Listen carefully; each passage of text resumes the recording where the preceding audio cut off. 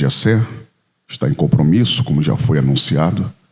Louvar a Deus pela vida da sua muito digna esposa, pastora Lília. Muito obrigado por nos receber, em nome de Jesus. Pastor Fábio, obrigado, filho, pelo convite. A referência através do pastor Alexandre Caetano. Deus seja louvado pela vida de todos vocês, os obreiros, pastores aqui, a minha retaguarda e toda essa igreja, em nome de Jesus. Glória a Deus.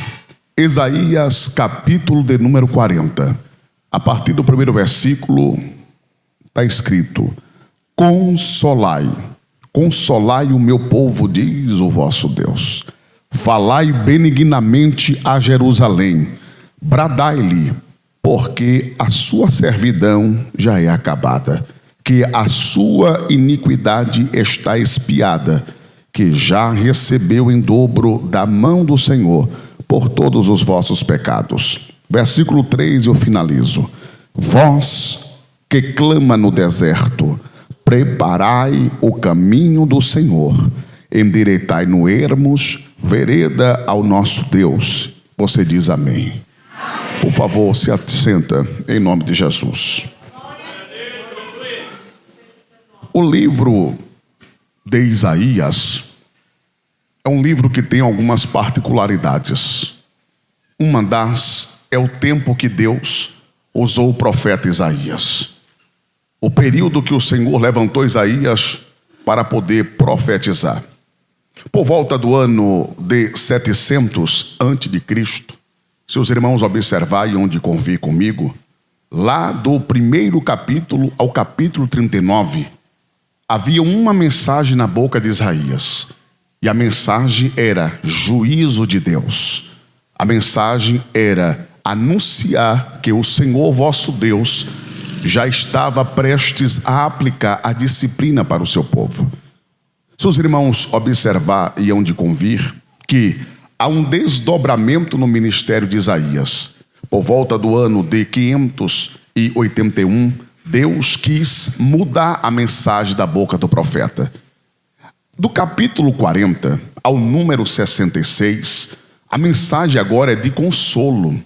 A mensagem agora é de trazer um alento, trazer uma cobertura para as feridas que ora foi aberta pelas chagas provocada pelo pecado, pela ira que Deus havia derramado sobre o seu povo. O livro de Isaías também tem outra particularidade, que é a semelhança com a Bíblia Sagrada. Os irmãos vão entender que são 66 capítulos, corresponde aos 66 livros da Bíblia Sagrada. Há uma divisão, como eu expliquei para os irmãos, do capítulo 1 ao capítulo 39, tanto em números como em mensagem, reflete o Velho Testamento, porque o Velho Testamento se tratou de leis, se tratou de juízo e da disciplina de Deus. Do capítulo 40 ao capítulo 66, dá 27 capítulos, corresponde aos 27 livros do Novo Testamento. Tanto em números como em mensagem, a mensagem é de consolo, de redenção, e as profecias que foram proferidas faz alusão, profere acerca de Jesus Cristo como seu Redentor e Salvador de toda a humanidade. Isaías, ele é filho de Amós. Isaías profetizou durante alguns reinados, a saber, Uzias, Jotão, Acás e Ezequias. O propósito de Isaías foi de chamar a atenção da nação de Judá. Um despertamento. Deus estava trazendo o profeta Isaías para revelar a ele os seus oráculos sagrados. Revelar a Isaías o centro da sua vontade, separando ele como um profeta de Deus. Um profeta é um porta-voz, é um interlocutor, é aquele que vai levar a mensagem diante do povo. É o papel do missionário. O missionário tem o dever, tem o papel de transmitir Jesus Cristo como Salvador. O interessante é que, à época aqui, havia um declínio moral, havia uma decadência espiritual. O povo estava próspero, o povo era abastado nos seus bens, na agricultura, na pecuária. Como convencer um povo que estava indo bem nos seus negócios, que Deus estava irado, que havia de vir um mal sobre aquele povo. Como convencer um povo que tinha dinheiro, tinha prosperidade, que Deus não estava se agradando, visto que a tradição judaica consiste na prosperidade, de que Deus é com aquele povo, quando o povo prospera, quando o povo está desenvolvendo os seus trabalhos. Porém, a prosperidade não é sinônimo de que Deus está concordando com tais ações. Porém, a prosperidade não assinala que Deus está de acordo com aquelas ações e com aquelas atitudes. Como prova, o rei que estava sentado no trono estava em pecado. Repito, o rei que estava sentado no trono estava em pecado. E Deus quis matar o rei Uzias. Deus, pelo seu próprio desejo, pela sua própria vontade, decidiu colocar um ponto final no reinado do rei. Se os irmãos observar e onde convir comigo, no capítulo de número 6, a Bíblia diz que o Senhor vai dar uma visão para Isaías. O interessante é que a visão que Deus deu para Isaías foi no período de caos, no período de luto. A nação chorava o luto do rei. No ano que morreu o rei Uzias, aí Isaías vai dizer: eu vi o Senhor assentado em um alto e sublime trono. Eu quero fazer uma aplicação para vocês aqui. Não sei qual rei vai ter que morrer. Não sei que tipo de rei será afastado, tirado, para que você possa ver o Rei dos Reis e o Senhor dos Senhores. Porque existe algum tipo de reis que reina em nossas vidas que nos impede de ter o acesso a Deus. Haja visto que nós somos a geração da tecnologia, e a tecnologia tem afastado muitos de ter acesso a Deus. Glória a Deus pela tecnologia. Nós somos a geração do 5G, não é verdade? A quinta geração da tecnologia. Hoje a internet é de mega, ultra velocidade. Já é possível um carro sair pelas ruas sem motorista. Já existe a IA, a inteligência artificial. Coisa boa é gozar da modernidade, mas ainda assim, se nós não tivermos uma comunhão com Jesus, se nós nos colocarmos de joelhos ao chão e buscar a face dele, ainda assim nós não poderíamos acessar o céu. Oh, glórias a Deus! O céu ainda se acessa da moda antiga, se é que eu posso dizer antiga, a moda tradicional. Que moda tradicional é essa, pregador? Eu sou lá do interior da Bahia, sou baiano, e lá eu aprendi que quando nós queremos conversar com Deus, pastora Lília, quando nós queremos dialogar, ter uma conversa com Deus, cumpre-se Mateus capítulo 6, versículo 6: e tu, quando orares, oh glória, entra no teu aposento, entra dentro do seu quarto, trazendo uma palavra aqui contemporânea, desliga o Wi-Fi, desliga o celular, vai para dentro do seu quarto, fecha a porta do seu quarto, ora ao Pai que está em oculto, ora ao Pai que está em secreto. Tem horas que não é com holofote, tem horas que não é com visibilidade, com reviews, com likes, com seguidores. Não, tem hora que é com a porta fechada, é com a cara no pó, é com gemido, é com lágrimas. Ora ao Pai que está em secreto, ora ao Pai que está em oculto, porque tem um detalhe: mesmo ele estando em oculto, mesmo ele estando em secreto, a Bíblia diz que ele te vê, ele te vê. Eu já aprendo uma coisa aqui: não é a ausência dele, a presença dele que vai invalidar o propósito que há em nós. Necessariamente ele não precisa se apresentar para mim. Oxalá falar que ele se apresentasse quando eu tivesse desejo, quando eu tivesse vontade, mas necessariamente ele não precisa se apresentar. Eu descobri que apenas o olhar dele me preenche, que apenas o olhar dele me transmite a paz, que ele é baia, o liguel, a de cal, a do comanassi. Apenas o olhar dele vai te trazer a provisão, a providência. Então deixa o olhar de Jesus te alcançar, deixa o olhar de Jesus procurar você. Aonde, pregador? Lá no quarto secreto, lá no lugar da intimidade, lá no lugar que você se debruça, nas lágrimas, no gemido. Olibaio, olibia, buriguia, ibioriaio. Eu estou sentindo a graça de Deus. No ano que morreu o rei Uzias, eu vi o Senhor. Nós vamos ter que sepultar o rei Uzias. Oh, glórias a Deus. Nós teremos que nos desapegar de muitas coisas aqui na terra, para que nós possamos ter acesso pleno ao céu. Isaías vai dizer: eu vi o Senhor assentado em um alto e sublime trono. Jesus, oh glória, oh meu Deus do céu, que coisa maravilhosa é falar da grandeza de Deus, é falar do reino de Deus. Ele estava assentado, propriedade. Ele não estava sentado, porque quem senta pode levantar e ir embora e abandonar, mas quem está sentado é uma resposta de Deus dizendo: o trono é meu, a eternidade é minha. Está vendo Uzias? Urias morreu, Uzias está morto, o trono da terra está vazio, mas o trono do céu.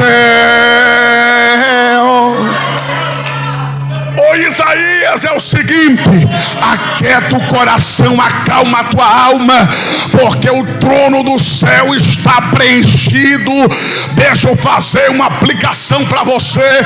Pode passar governo, entrar presidente, sair presidente, governo A, governo B, governo C, poder executivo, legislativo, judiciário. O trono de Deus independe do governo da terra.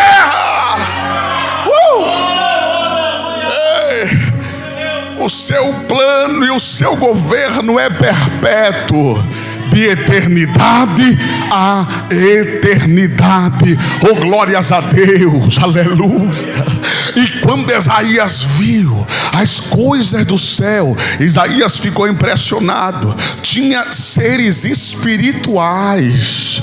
Eu não sei os irmãos, mas eu estou cansado de ver coisas dessa terra. Tem dia que nem mais a televisão eu ligo. Eu estou cansado de ver notícias ruins. Eu estou cansado de ver todos os dias as mesmas coisas.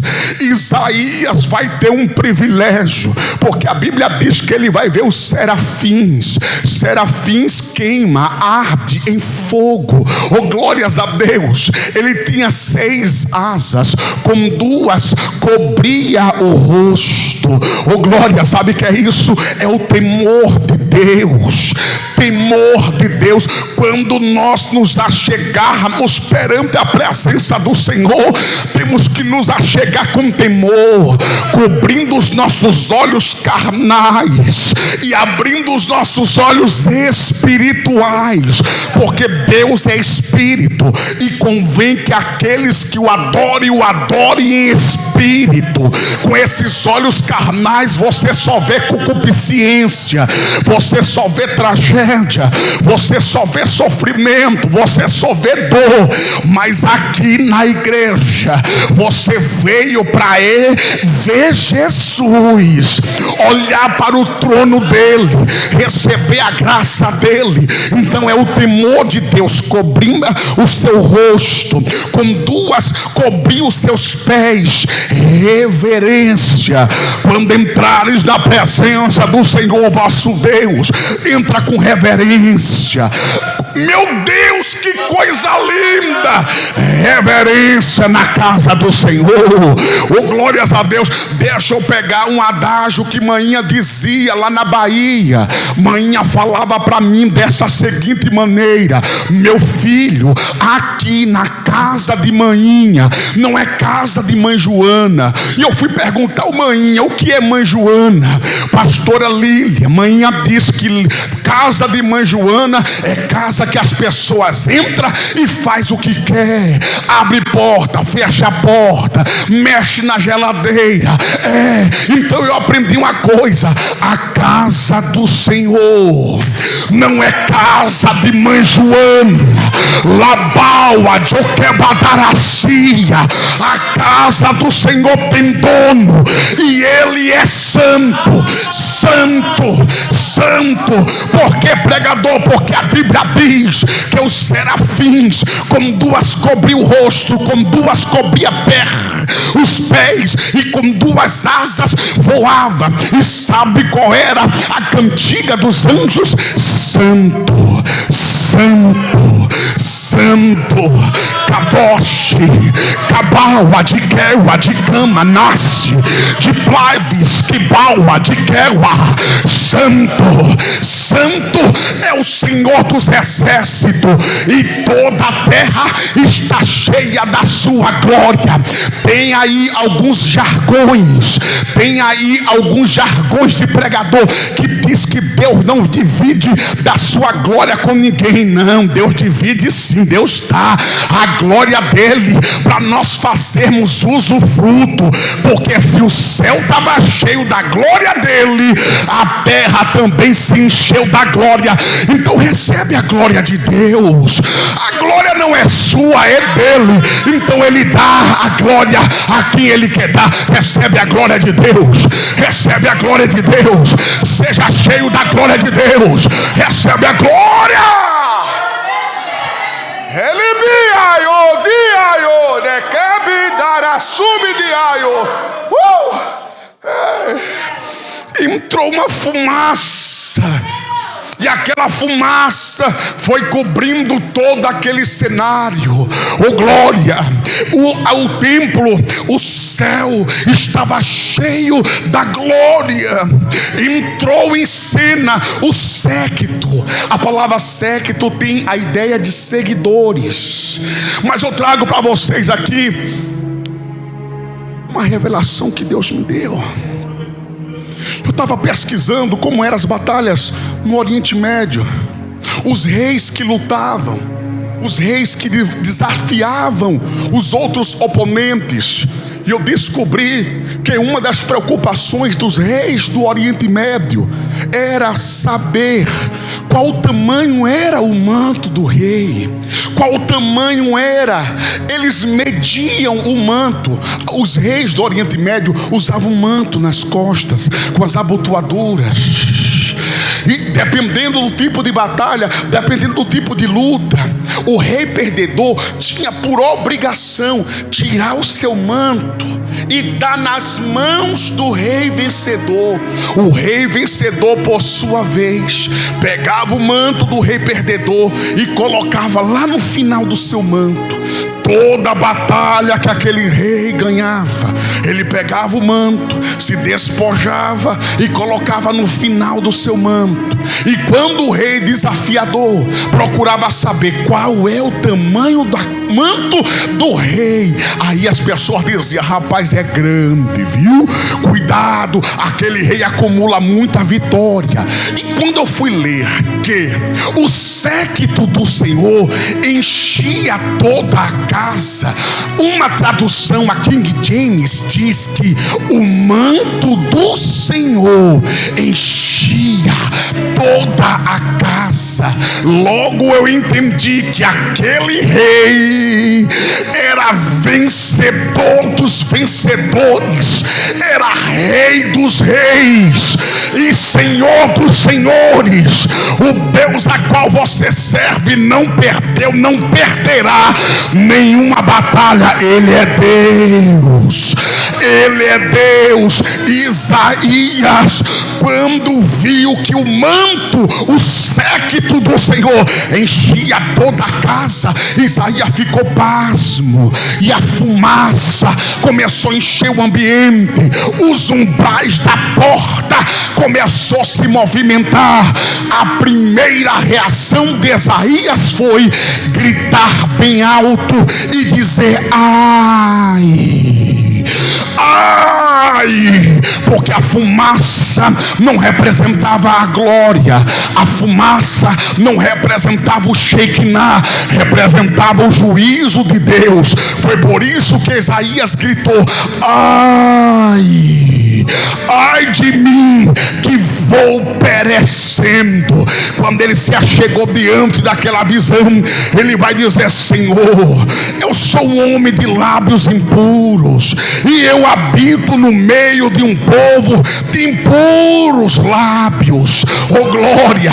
Mas aí o Senhor chegou para Isaías no versículo número 6, um dos serafins, capítulo 6, versículo 6 de Isaías: mas um dos serafins voou até a mim, trazendo na sua mão uma brasa viva tirada do altar com uma tenaz, e ele tocou na minha boca e disse: e eis que tocou nos teus lábios, e toda a tua iniquidade foi tirada, e purificada foi o teu pecado. Oh glórias a Deus! Quando Isaías recebeu a purificação, recebeu o toque do Senhor, uma grande voz ecoou dentro daquela casa, dentro do templo, e era um pedido, era uma proposta de quem se habilitava para poder ir, para poder fazer missões, para poder ser um porta-voz, para poder ser um interlocutor, para poder ser um representante do reino do Senhor. Isaías se sentiu tão constrangido, pastor Fábio, que ele levantou a mão e disse: eis-me aqui, envia-me a mim. Oh meu Deus, cadê você que vai fazer missões? Cadê você que vai fazer missões? O campo missionário te espera, o campo missionário te aguarda. Eu vim pregar para você, missionário. Eu vim pregar para você, missionária. Hoje Deus te capacita com poder, com unção, com autoridade. Ele está limpando o caminho e dizendo para você: vai meu filho, vai, porque o que te impedia não te impede mais. A partir de hoje tu vai ser um porta-voz, tu vai ser um profeta, e tu vai pregar o que eu mando.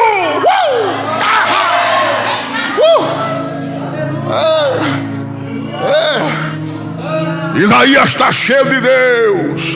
O missionário tem que ser cheio de Deus. Um certo dia o Senhor disse assim para Isaías: levanta, vai até o rei Ezequias. Prepara, missionário. Você vai pisar em terrenos hostis, você vai pisar em lugares desfavoráveis, vai vir missões para vocês dolorosas. Eu me lembro um certo dia, eu com um grupo de missionários, minha primeira missão, nós fomos lá para a cidade de Boirarema.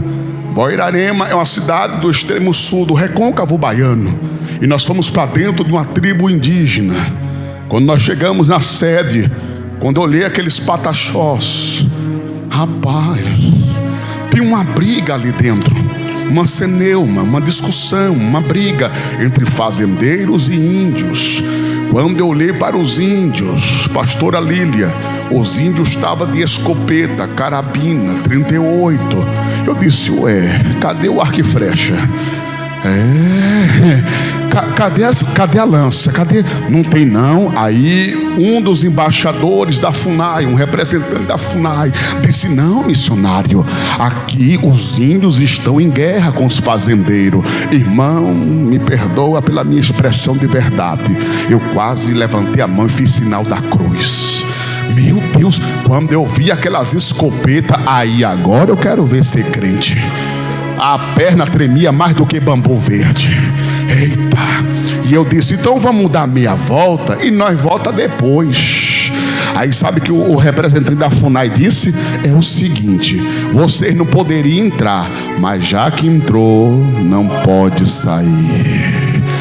Ficamos 18 horas na sede, esperando o cacique liberar. Ou se volta para casa, ou sabe Deus o que ia acontecer.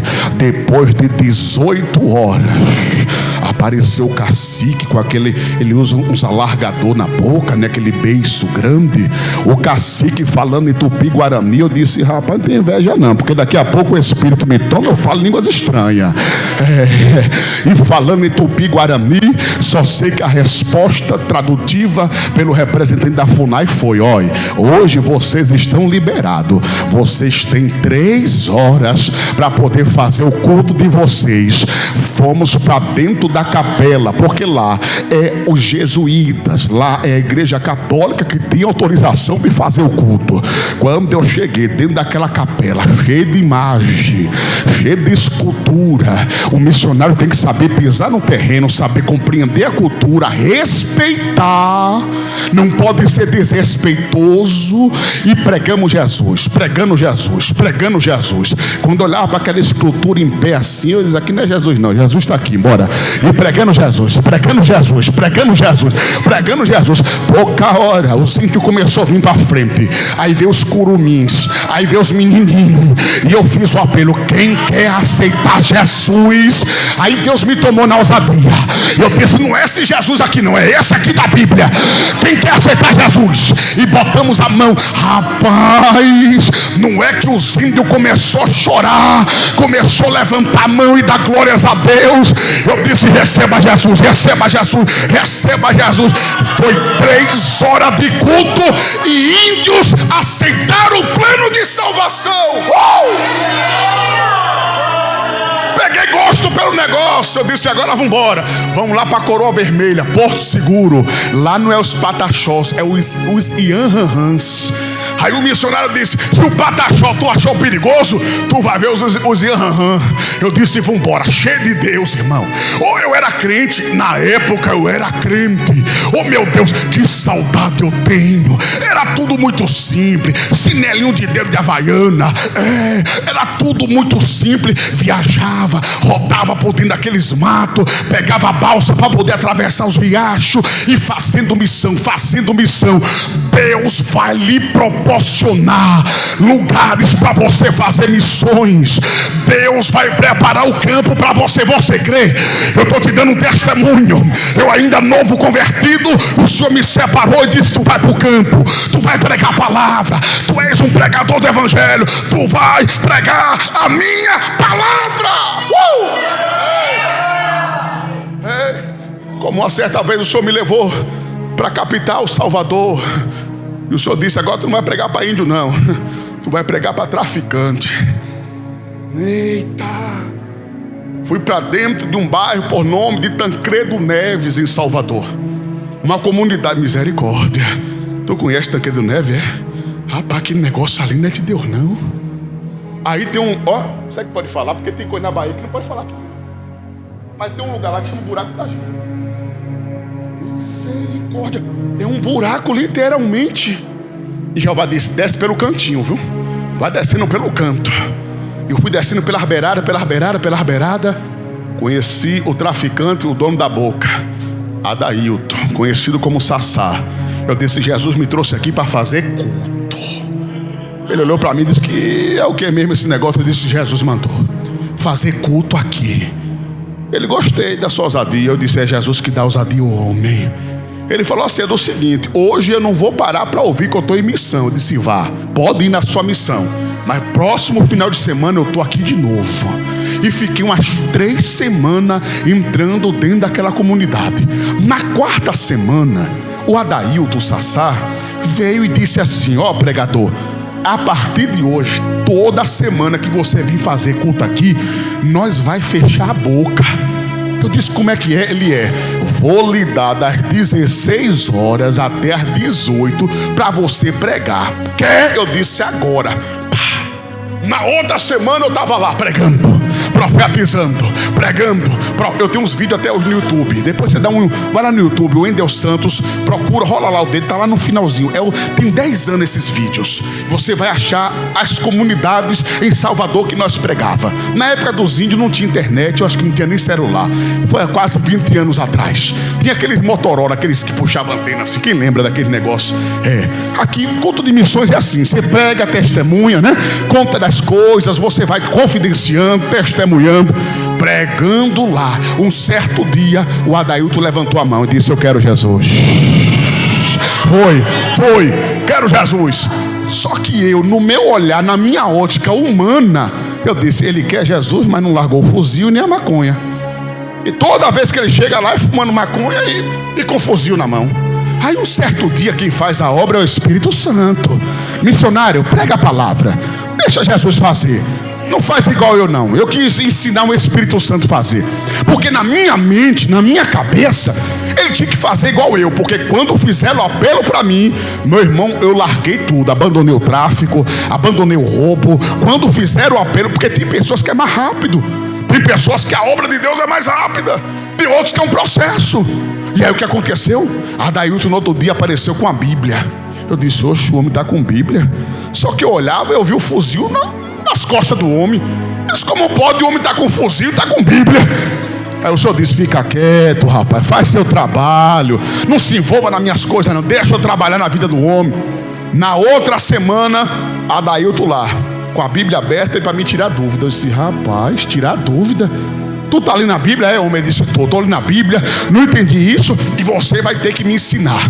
Eu disse: vá para a escola dominical, rapaz, vai aprender com Jesus lá. Ele disse: não, é o Senhor que me guiou para Jesus, tu tem que me ensinar. Na outra semana, Adailton chegou perto de mim e disse: pastor, eu estou fazendo um propósito com Deus. Oxe, crente não faz, tem crente que não faz. Ele disse: é porque esta manhã eu amanheci em jejum e consagrei ao Senhor. Disse: as coisas estão ficando doidas mesmo. O homem está fazendo jejum, está consagrando, está lendo Bíblia e colocou um propósito diante de Deus. Eu disse: que propósito foi, homem, que tu colocou diante de Deus? Ele disse assim: a partir de hoje eu não mato mais ninguém. Eu disse: ufa. Até que enfim, o homem tinha mais de 70 homicídios. Era o Ás de Paus. Se você pesquisar, a Secretaria de Segurança Pública de Salvador tem um baralho do crime. Quem já ouviu falar no baralho do crime? Lá em Salvador tem. E de acordo com o naipe da carta, é o grau de periculosidade desse homem. Ele era Ás de Paus do baralho do crime. Para resumir o conchavo, um certo dia, Adailton me ligou de madrugada e disse: ô pastor, é o seguinte, Jesus vai me recolher. Eu disse dentro de mim, eu disse: não tem como. O homem nem congregou, o homem não abandonou a droga, o homem não abandonou o tráfico. Como é que Jesus vai recolher esse homem? E ele disse assim: ora por mim, porque esta madrugada eu estou sentindo que Deus vai me recolher. Irmãos, pasme, tem coisas que eu não consigo entender e eu aprendi a não questionar Deus. Tem coisas que não tem resposta. Eu acho que Deus não tem obrigação, na verdade Deus não tem obrigação de te mostrar nada. Ele não precisa, Ele é Deus. Ele faz o que Ele quer, na hora que Ele quiser, da forma que Ele quiser fazer. O nosso problema é querer ensinar Deus fazer. Nós pensamos uma coisa, mas o Senhor pensa outra. A Bíblia diz que os pensamentos do Senhor não é igual aos meus pensamentos. Os meus caminhos não é igual aos caminhos do Senhor. Estamos enganados. Nós temos que entender que quem faz é Deus, quem conclui a obra é Deus, quem convence o homem do pecado, da justiça é o Espírito Santo. E ali eu fiz aquela oração para ele chorando. Quando foi 6 horas da manhã, liguei o noticiário e em Gomadeira, Tancredo Neves, estava cheio de polícia e o noticiário estampado: morre em confronto com a polícia Adailton Silva Santos, conhecido como Sassá. E ali o Espírito Santo no meu coração falou assim: eu concluí a minha obra.